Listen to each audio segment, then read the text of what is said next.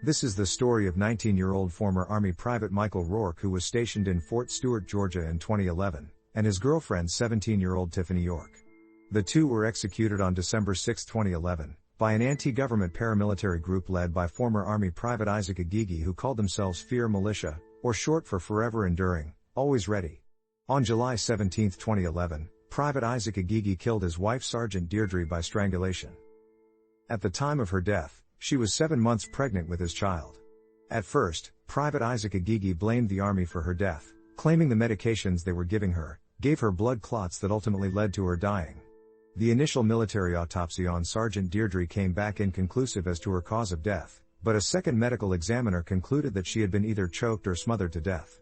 The medical examiner was able to rule out illnesses, drugs or poisons, allergic reactions and other potential causes, but noted she had wrist wounds and other injuries. Dr. James Downs concluded that Sergeant Deirdre was strangled while struggling violently against handcuffs behind her back. Due to the Army's failure to initially prove that Private Agigi killed Sergeant Deirdre, Private Isaac Agigi received a total of $500,000 in death benefits from the military. Private Isaac Agigi, along with 3 other disgruntled U.S. Army soldiers, started the terrorist group FEAR, and had destructive goals to overthrow the U.S. government, assassinate the U.S. president, bomb a local dam, and poison Georgia apple orchards. Once Private Isaac Agigi received the $500,000, they immediately began using the money to help fund and support the militia.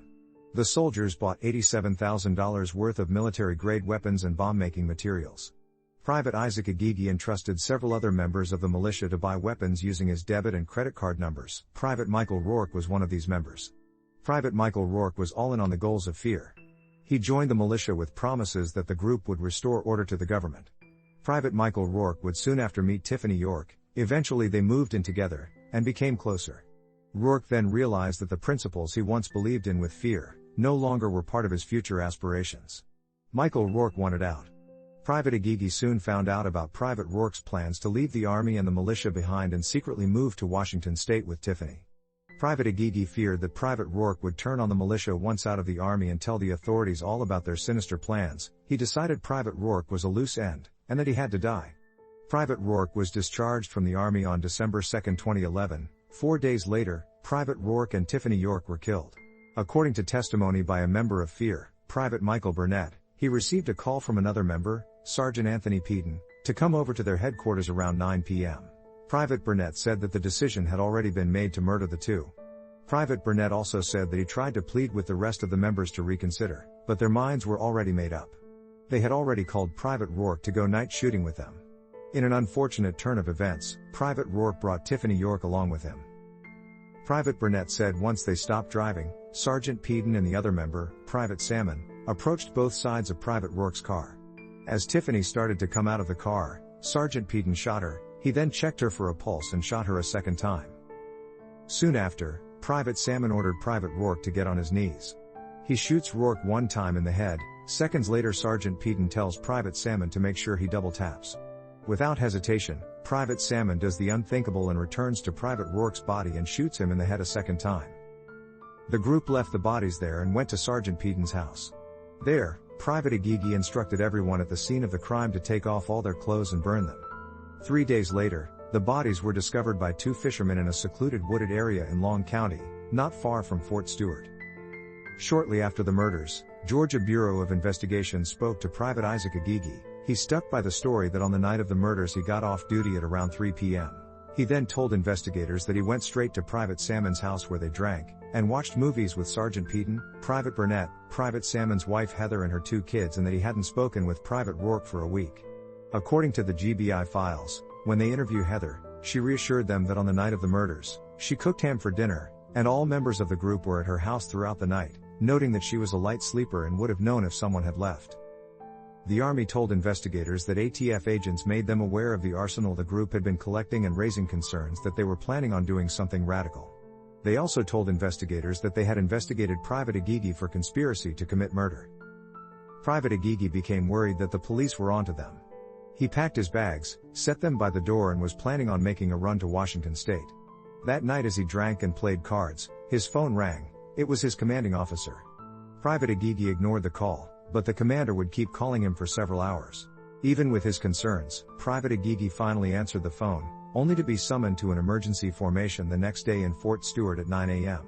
Private Agigi recalls Private Salmon telling him, "Man, I think they're going to arrest us."